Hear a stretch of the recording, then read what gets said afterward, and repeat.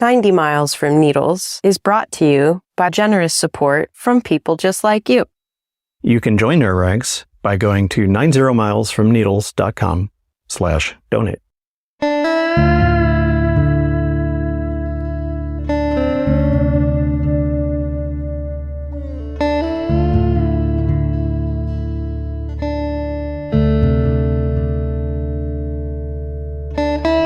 It's time for 90 Miles from Needles, the Desert Protection Podcast, with your hosts, Chris Clarke and Alicia Pike. Hey, welcome to 90 Miles from Needles, the Desert Protection Podcast. I'm Chris. And I'm Alicia. And we have the great pleasure today of having as a guest in our studio the one and only Obi Kaufmann, who has a series of California atlases out. The most recent one, which is out in late October, is entitled The Deserts of California, which is just absolutely a delightful book. It's a visual pleasure. It's full of really cool information, stuff I didn't know is in there. I'm just really glad that you were available to talk to us this morning, Obi. Oh, are you kidding? The pleasure's all mine. I'm such a fan of this podcast. Sitting here with you two is a real dream. Thank you for joining us. Oh, yeah. Give us a little background on the Atlas series. How did it come about? Yeah, the name of the book is The Deserts of California, right? I pluralize the deserts so I can go over these 4 deserts that we have here covering about 25% of our state, right? The Great Basin to the north and the east, and we've got where we're sitting now, and of course in the Mojave or the High Desert, and then we got the Sonoran and the Colorado, when the Colorado is just really the Sonoran Desert inside of California. So we've got 4 deserts. And so it's the Deserts of California, a California field atlas. And I invented the genre, the field atlas. Field atlases don't exist, right? And I wanted it to be something between a field guide, but I'm not really concerned with the what of things. If you want a field guide, go get a field guide to find, I don't know, the birds of Joshua Tree National Park or whatever you want. But it's also not a road atlas. I'm not really concerned about the where of things either, which is funny for a thing calling itself an atlas. But what I'm really interested in is the how of things. Like, how do these big ecological systems interact to form this living network of biodiversity? Really, a celebration of biodiversity would be the mission, vision, and values, if you will, of this latest volume. But really, it's at the thrust of all of my work on this political entity called California, right? So I've got The Deserts of California is the third in a trilogy of sorts called the California Lands Trilogy, as I call it. The first was the Forests of California, again, pluralizing it. The second was the Coasts of California, which is funny to think of as a pluralized thing. It's so funny, in fact, that when I bought the website, thecoastsofcalifornia.com, it cost me like 25 cents. Like, nobody thought to pluralize the coast, but, you know, the coasts of Mendocino, much ecologically different in character than like the coast of San Diego. It's like a completely different thing, you know.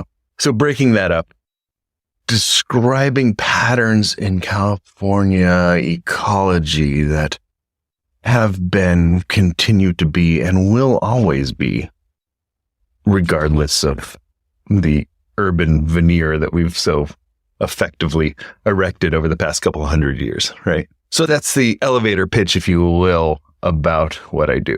What a cool amalgamation of concepts to create an educational compendium of great size, it sounds like. I'm looking forward to digging in. Thank you, Alicia. Yeah, it's a particular attitude, right? Because my original vocation is a painter.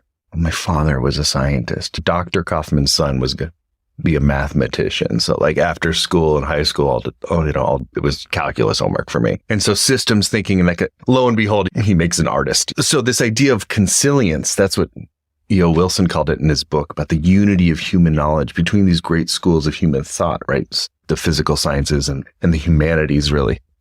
It's almost like the overlap is like a margin effect, right? Like the ecotone, where you think of where the riparian environment meets the desert environment. You're going to get a lot more biodiversity at that margin, right? Where transition zones. Exactly. We love transition zones around here. Those liminal spaces. That's right. Where more niche opportunities for resources. So there's a metaphor at work there too about the nature of knowledge, of understanding. I don't want to make textbooks, right? I'm not going to leave you alone with the information. This is this, and this is this, and this is this. I'm really aiming to invite you on, this journey of discovery that I'm on to try and figure this stuff out, because it is not simple. It is. And in fact, I love to revel in the complexity. The complexity is where it's at, man. That's where the truth is. When things get too simple, too generalized, we miss so much.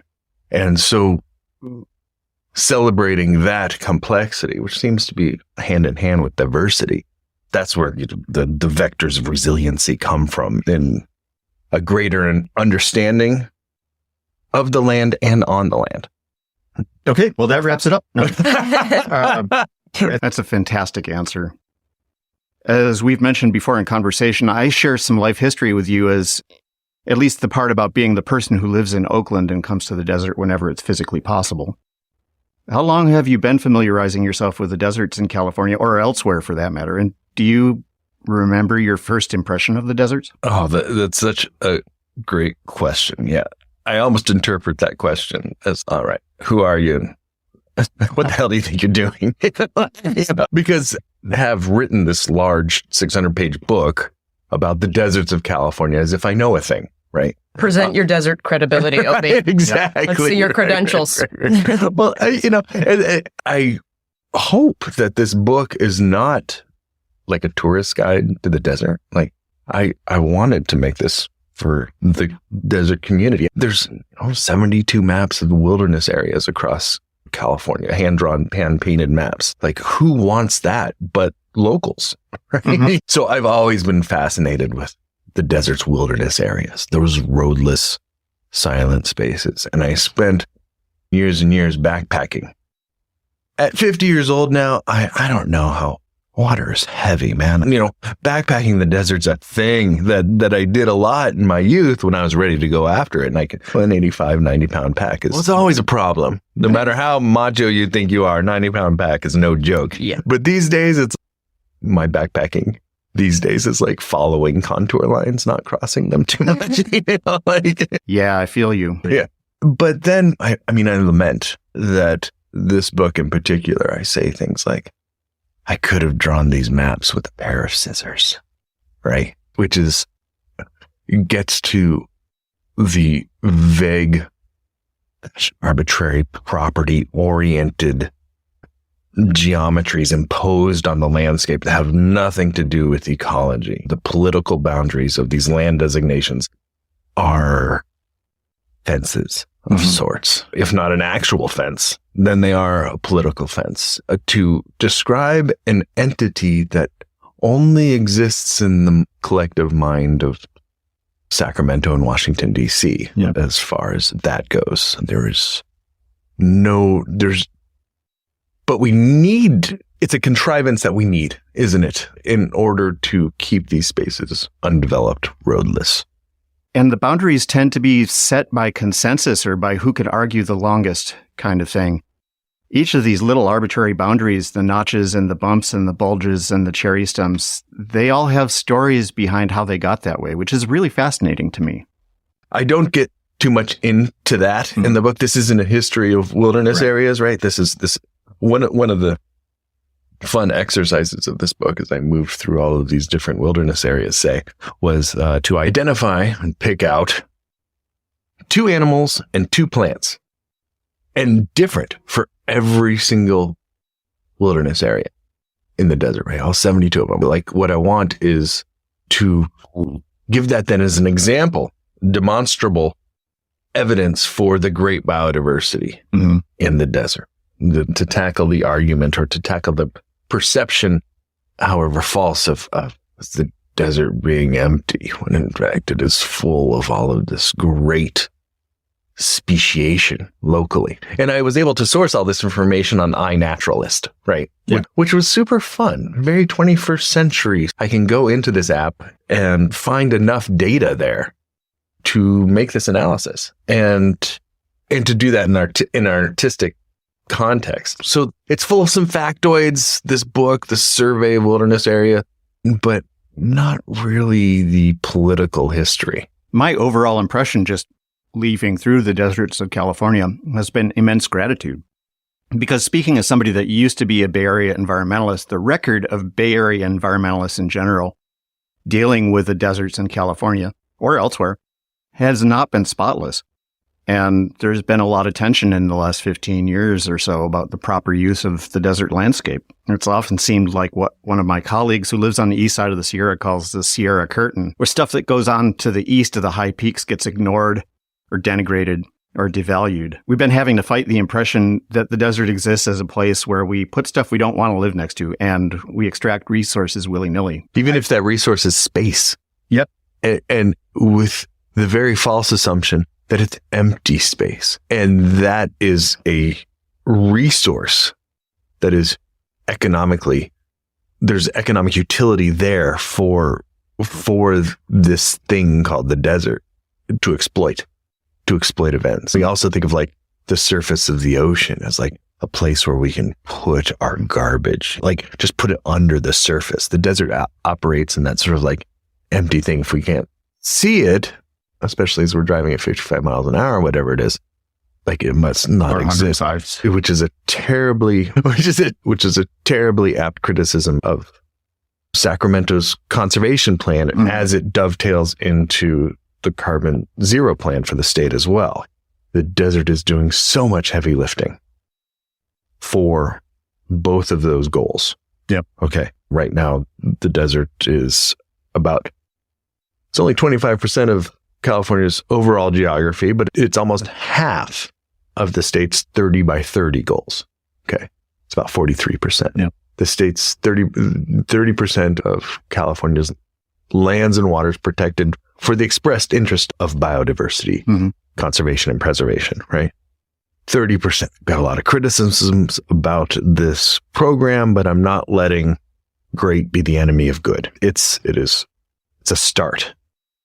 If we do it, and it looks like we are going to do it, make this 30% goal by the year 2030, fingers crossed, we need about 5 million more acres or so. But if we do it, and then we say, yay, nature's saved. Like, what a colossal failure that was. Yeah. No, this is a baseline. But also the poor desert here. We've got all of our solar farms, all of our wind farms, all of our geothermal farms. We can make about 7 megawatts a day to give to the California grid. Okay. The record for California power usage in one day was like 50 megawatts. And that was just a few years ago. It's some summer day when everybody in California had their air conditioners blasting. Right. Now, the goal is in 7 short years for the desert to be able to generate 20 megawatts. That's almost 3 times more.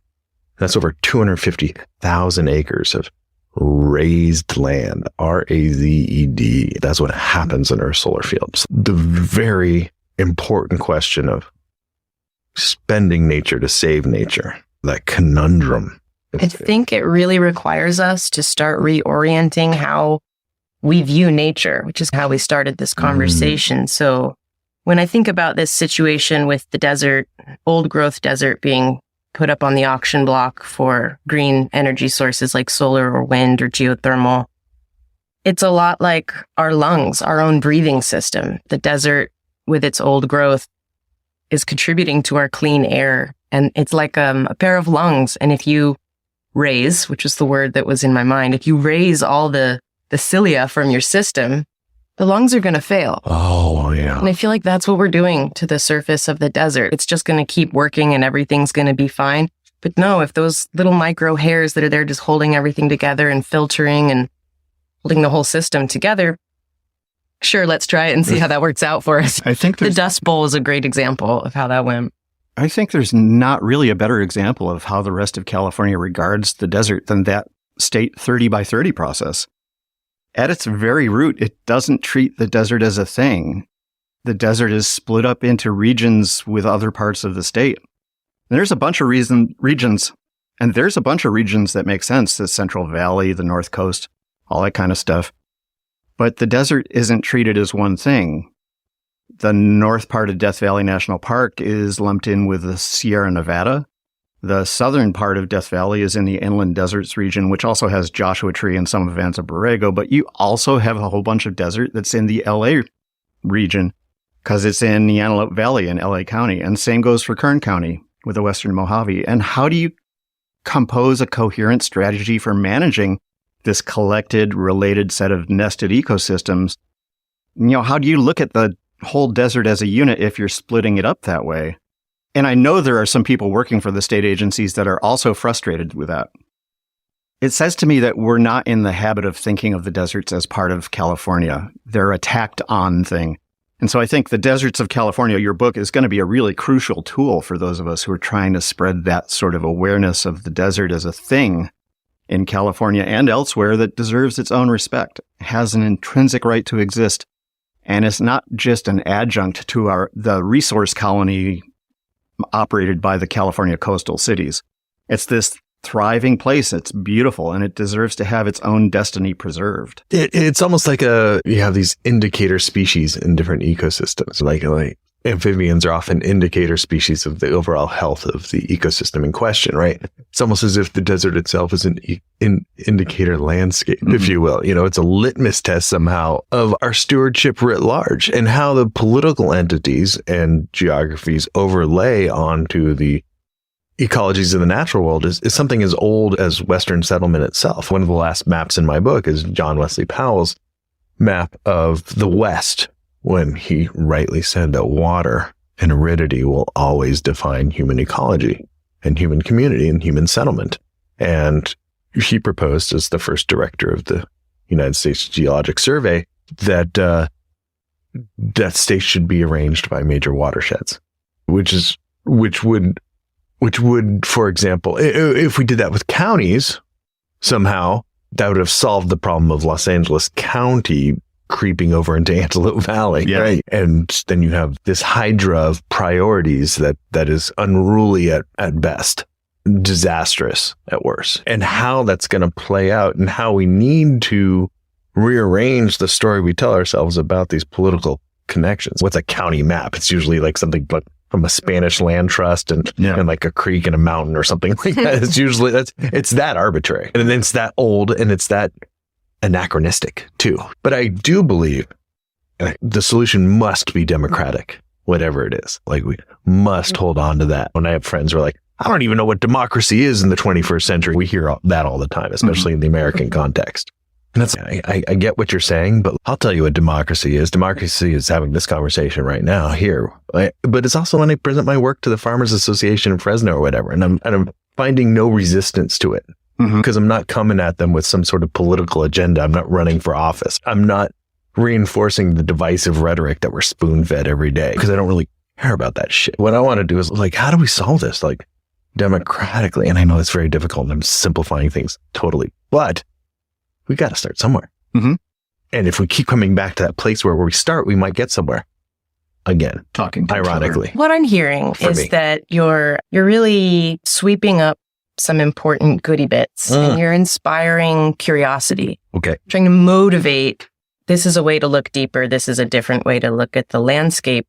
And I love the whole field atlas description in that it's not super focused on education. It's not super focused on culture and history, but it's bringing it together enough so that you can be inspired to be curious yourself. Yeah. And there you go. I like that a lot. Now, if I could just get a little deep on y'all, and I know that you guys aren't afraid to go here in your podcast, but I do have this paranoia. Been thinking about this week. This paranoia of lost knowledge, and even the format of the book as a endangered species of sorts, as reading fades into scrolling as the thing that people do. And it is horrifying to me that the knowledge of there's almost like an emergent horizon of literacy itself as a phenomena that comes about. The new languages emerging of emoticons or whatever, emojis, as we start to get less precise with our semiotics, with the symbols that we're giving each other on a cultural level. How do we, so on that, if I can just address that paranoia and then transform it somehow, almost like an agenda I have to not make an argument for something like environmentalism, right? But rather to tell a common human story of our relation to the more than human world that I think everybody digs. This is how it's done. This like is you're how it's doing done. it. Yes, So right, thank right. you for carrying the torch. To assure your paranoia. There are people out there who feel the same way. Chris and I, most definitely. Oral tradition is how we've got this far. And there is molecular memory that maybe we know about, maybe we don't want to acknowledge, but we're carrying this knowledge with us, and it is our duty to share it with one another. Bravo for taking on such a large job and memorializing it in a book, because that goes one step beyond oral tradition, which we have to maintain, because obviously the Great Library at Alexandria is an example of you can write it down, but that can burn. Ooh. Oh, so true. So well said, Alicia. Yeah. I'm not exactly sure. I'm fascinated by complexity, as I was mentioning before. And the thing that all complex systems share is this emergent phenomena. Emergent phenomena always take place regardless of the sort of dancing terrain of variables that we're talking about in any given system, right? So as I lament what may be a horizon of literacy, as I just coined it, we also have technology allowing us to enter into casual conversations like this long form podcast conversation, which is like counterintuitive to the prevailing zeitgeist, to the prevailing idea that, people's attentions are going away. When you can listen, some of the most popular media outlets in the world are like hours long conversations about X, Y, or Z. And so while it gets back to the old argument that you can really clearly see in my books. And I feel like even with your work here, it's like for every point of despair, there's a point of hope. Like we can play tennis if you want to about how things are going to shit or not. And both yes and no. This has reminded me of an experience I had quite recently. I've been working to stop a water mining project in the middle of the desert. There's a spring called Bonanza Spring, which is an amazing place. More than 10 gallons a minute, 24/7, 365 coming out of the ground. Driest part of the desert. And it's a really culturally important place for local tribes, including the Mojave. And I was out there with a bunch of Mojave people. We were working with the Native American Land Conservancy, which is a great group. We were just hanging out, talking about the spring, talking about the company that wants to destroy it.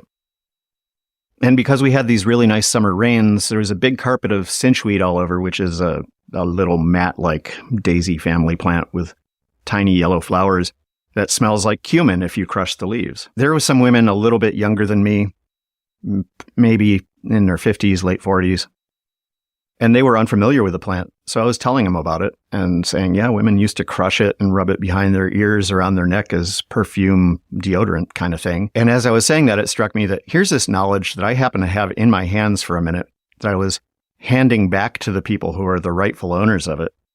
I felt all kinds of different ways about that. I eventually ended up just thinking of myself as the spigot that the water flowed through. You don't credit the spigot for the water, but just the idea that knowledge is floating around, and the people that really need to have that knowledge sometimes don't. And just the work of sharing what we know about the desert among people that care about it helps in this all hands on deck situation that we have at the moment. We all need to be working on this. And that's amazing, Chris, because the smell as a function, a transporter, an agent of human memory.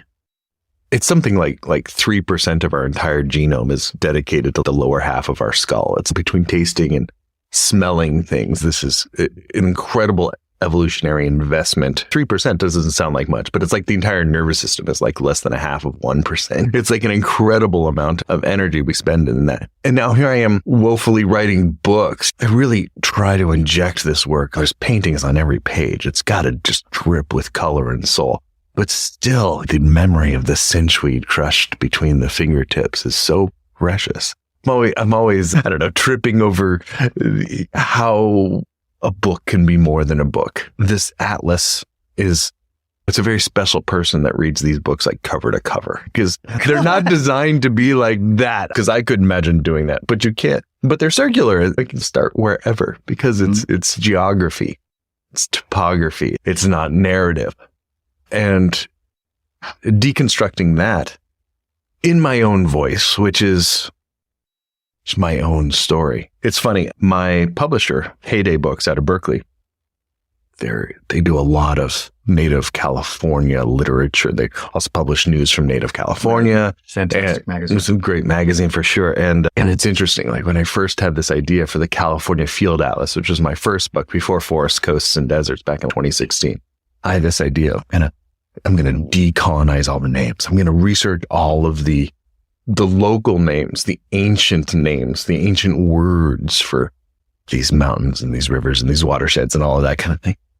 And my editor at the time, Lindsay Bear, who herself is a Eastern Shoshone woman, she's okay. 2 things. 1, don't do that. She says to me, you're going to get it wrong. This is very complex stuff that you're suggesting here. And that's a lifetime of work. And we don't have that time. We got to publish this book. And 2, that's not your story. Yeah. You don't get to tell that story. Mm. And that was so liberating. She's just tell your own story, man. It's, oh yeah, okay.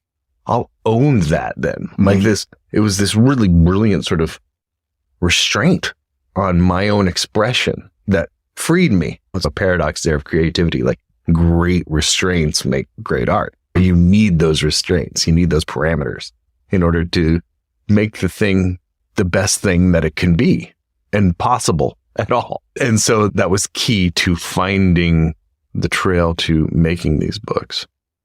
But yeah, what reality am I describing? As I have now done this for almost a decade, making book after book, making book every 18 months or so, I find that there's 4 things I like to do in any day. That if I could just whittle my life down to those 4 things, it's like reading, writing, painting, and walking. And there's almost like this synesthesia, like they all become equivalent. As I'm walking through the forest, it's almost like chapters are unfolding. There's a narrative that's becoming evident. Or as my eyes are like traversing miles of printed ink, there's almost like there's a journey there as well. I even paint from left to like I'm writing. Handwriting is very important to me too. There's lots of handwritten calligraphy in that. So what I'm trying to do in my effort to deconstruct the idea of the expert in my own mind, just trying to find the fullness of my own artistic expression, and always trying to be more from here. Mm-hmm. How do I be more from a place? How do I express my love for it completely? Just give my life to it. Can I do that? And what does that look like? It's not like I'm an answer. It's not like there's a destination. Know if you find one. My point is there's not a destination, right? It is the walking itself is the arriving, which is counterintuitive and rather paradoxical also, but it's what we got. The desert is kind of a moving target too, Ain't that the truth? Yeah. What is the desert? Whoa. What is the Mojave? Is it something that's already passed?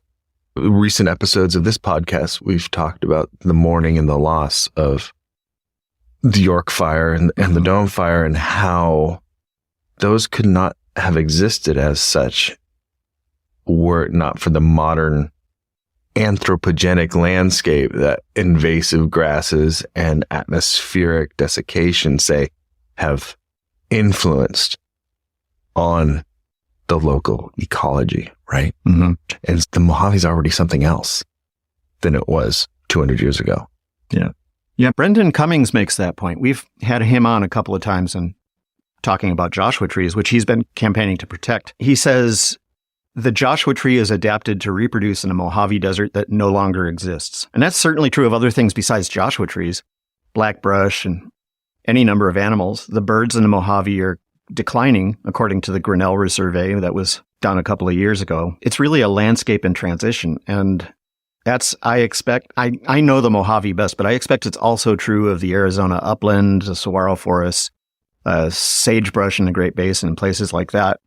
These are all moving targets, and you have to place yourself if you want to know which desert you want to address, I think. That's right. I think it's very important to not, condemn to death that has not yet died. So again, the future isn't written as such despite our best evaluations. I think there's something very powerful about the combination of data and love.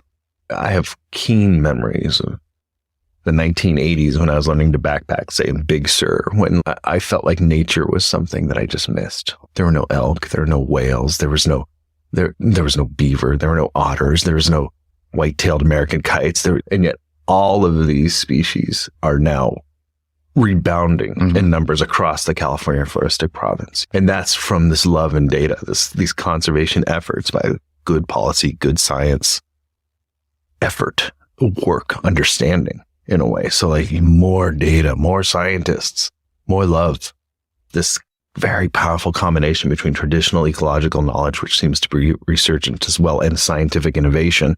The solutions in so many ways are still there. Now, I don't want to be like exhibiting toxic positivity here or whatever. I want to really acknowledge like trauma and like climate anxiety is real and I feel it every day. It's all I can do to not white knuckle it through that anxiety, that real wound. But the disposition of my own personality, my own voice is this bottleneck that we're experiencing now, this incredibly complex vector of stressor type forces is by definition a bottleneck that opens up onto the other side. And as we use the neologism that Wendell Berry calls industrial fundamentalism, right? So as we move through the age of progress with all of its lies of consumerism and predatory capitalism and economic disparity and all of these issues, of these justice issues, we move through this bottleneck to this new age of resilience. It's not only possible, it's probable. Now, that's saying that with the extinction threat and all of these crises that are mounting like a heap of stones or something, that we're not going to get crushed or at least transformed, deformed into something else. But the one thing becomes the other thing. And we see that in the geography of the Mojave, which itself is a very young thing. Really, the modern ecological configuration of this piece of desert land is only 5,000-6,000 years old, really. And right in line with really the maturation of the incredibly populous, successful, sophisticated native cultures and technologies about that time, when inside of these modern climate regimes, the desert was able to configure itself in a way that was rather homeostatic for several millennia. And now it's changing again. And the horrifying thing, and I think the bewildering thing, is that it's happening in human time. Yeah. It's happening that's almost mirrored in our own bodies as they age and transform into the next thing. A scale we can perceive. Right. Yeah. That's something that's comforting about nature, is that it's on a scale that we generally can't perceive, but we're witnessing something that is happening in real time. That's right. But bringing the data, the science, and the love, it's a triple threat combination that I advocate for, because it's important to know your shit and also know you don't know shit. And it's important to continue to pay attention to those who are going all the way down the rabbit hole for us in the name of knowledge and understanding. And then bringing that love, which I find it so hard to articulate without sounding new agey or hippie or whatever. But that genuine love for source, not just the earth, but the universe that we're swirling around in. It's this whole cosmic soup that we have to have reverence for, and bringing love through stewardship and respect and curiosity. It's very rewarding. Difficult conversations to be had, but very rewarding. It's a tough word, this thing called love. I'm fascinated as far as like movements go. One of the big ones for me is the civil rights movement, the 60s or what. You have modern thinkers like Cornel West, who offers such wisdom, where he says, never be paralyzed by despair and never be surprised by evil, which is a wonderful call to action and love. I'm not surprised by evil. I'm not surprised by the exploitation of the desert. It's not shocking to me, right? And although I may despair, I won't let it freeze my bones. I won't let it, because of the fire of love. And then we move towards acceptance. Because when we see these cycles happening in nature, for me, I find so much relief. Like the desert mistletoe is a great example. It'll live in symbiosis with its host tree and not overtake it. But if that host tree has reached the end of its lifespan, or it gets damaged in a storm, or the parasite knows that its host is dying, so it will go full and it'll just take over the entire tree. And I find great comfort when I look at situations that humans find themselves in now, where we're taking over a dying planet. It's almost the same thing, and it's very much so our fault if we want to look at it that way, but it's also very much just the way things work. And I don't know if people are remembering, but we're a big part of the animal kingdom. It's in our nature. These patterns exist, and while they may be horrifying, terrifying, and difficult to process, they're natural. Mm-hmm. And acceptance of that is where I find some peace. That's beautiful. Symbols of hope on the land, for me, most recently include return of the California condor in numbers that, again, I mean, talk about love and data. Yeah. Which should be the name of an album or something. Okay, just this week, 3 more condors were released in Redwood National Forest by the Yurok. Pregonish is the name for condors.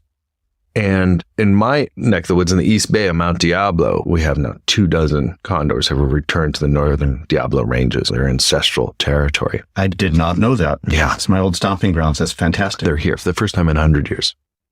150 years. Now, there is a story. I have a podcast called Place and Purpose with the chairman of the Federated Indians of the Great Rancheria in Santa Rosa, and his name is Greg Saris, and he wrote a story called The Last Woman from Petaluma. Petaluma is a Sonoma County city, and that's a native word. It's not a Spanish word, Petaluma. And the last woman from Petaluma, who is Greg's great-great-great-grandmother, her name was Supu. And Supu in 1830 was upon the last sighting of a California condor in the Bay Area, said, "How will we dance without feathers?" Referring to the regalia that were often decorated of the Southern Pomo, decorated with condor feathers. And now that condors are rebounding, it occurs to me that there's no actual word for a flock of condors. You can have a parliament of owls. You can have a flamboyance of flamingos or something like that. You can have murder of crows. An ostentation of peacocks. And that's a good one. I didn't know that one. Yeah. That's fantastic. So I recommend, and this was just published on the cover of the Berkeley Times last week, my suggestion, my humble offering is that in honor of Supu, we call it a dance of condors. I love it. That's beautiful. That is going into the 90 Miles from Needles style book right now. All right. Very good. Desert very good. Dictionary updated. That's fantastic. Yeah, we actually reprinted that story of Greg's at KCET a few years back. Oh, very good. Yeah, having a really good time with the ongoing conversation, right? Just keeping the conversation going, talking with Greg about what it is to be from anywhere. How do we balance the rights and responsibilities of being in a human community, in a more than human community? How do we talk about these characters who interact with our lives on so many like gross and subtle levels, big and small, micro and macro, to get through this bottleneck together, to make sense of something, to use common language symbols. It's funny. It's all very specific historically. Semiotics, as I say, operate within a very specific lexicon of meaning and definition that are very sophisticated. Like a lot of these maps, for example, map is such a modern phenomenon.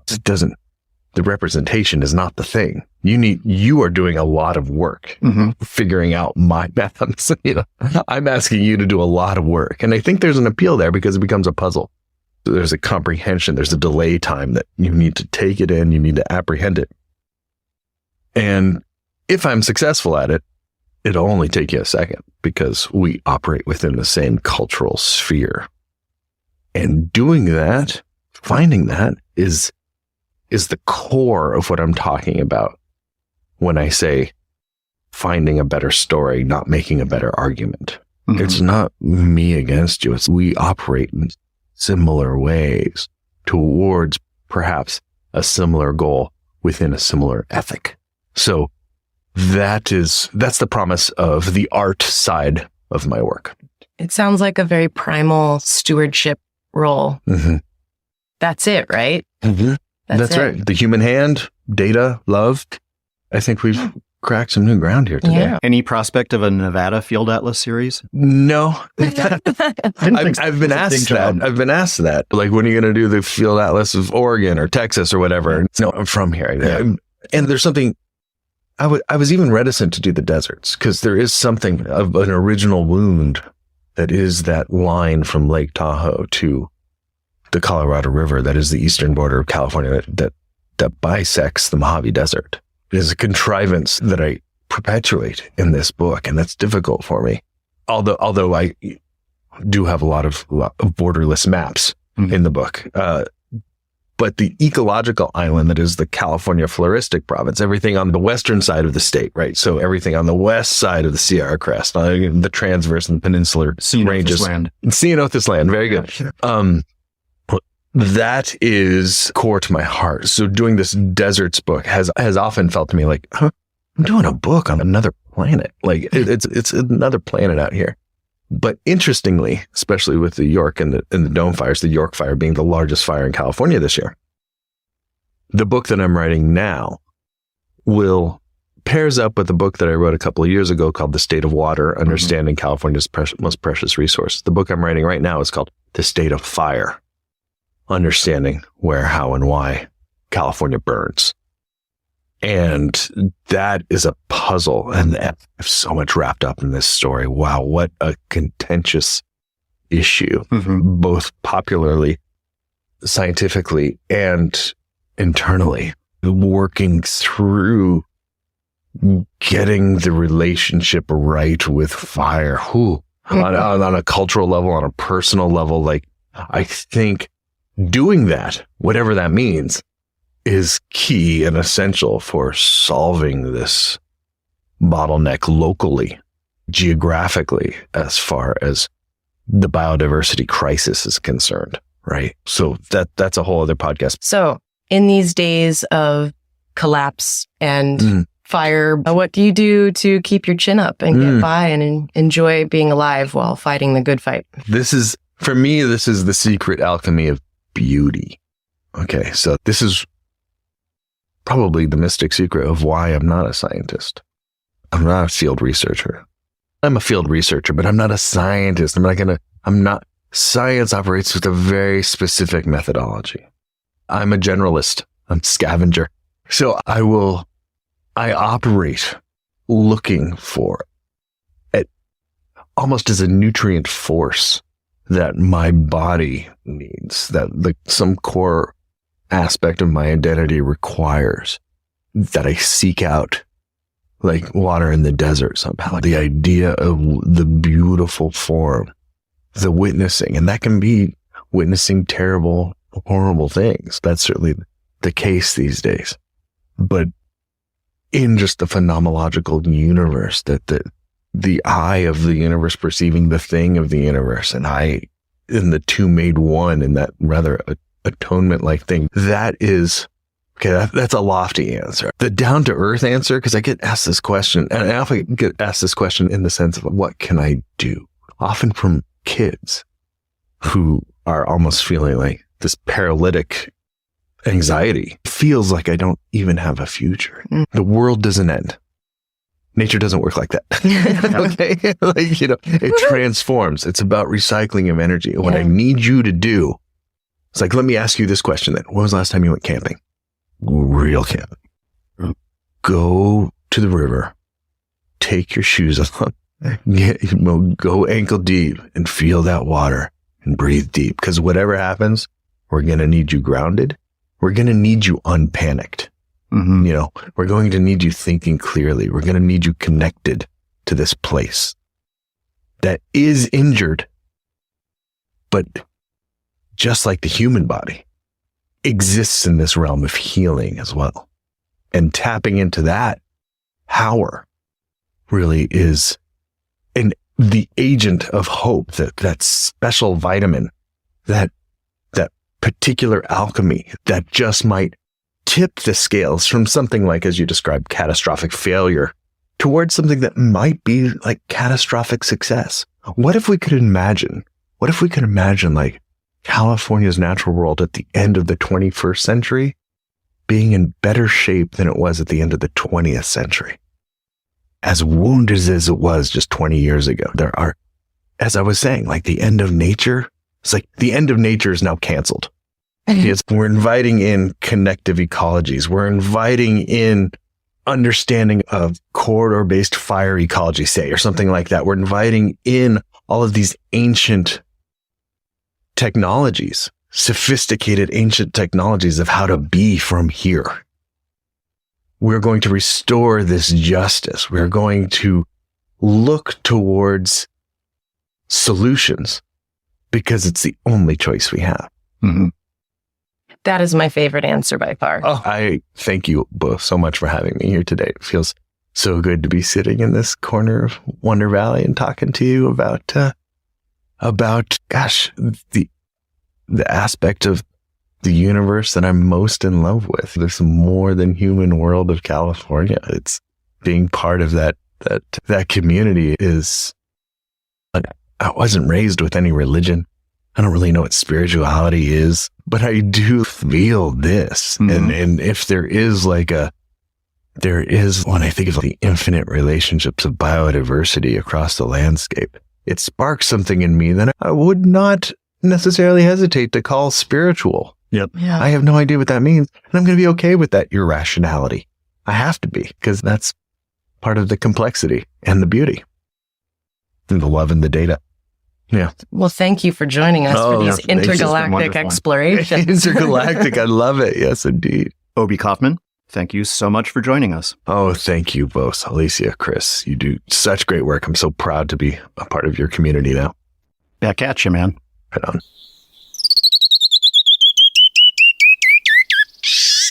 Well, that's it for this episode. Again, thank you for listening to 90 Miles from Needles, the Desert Protection Podcast.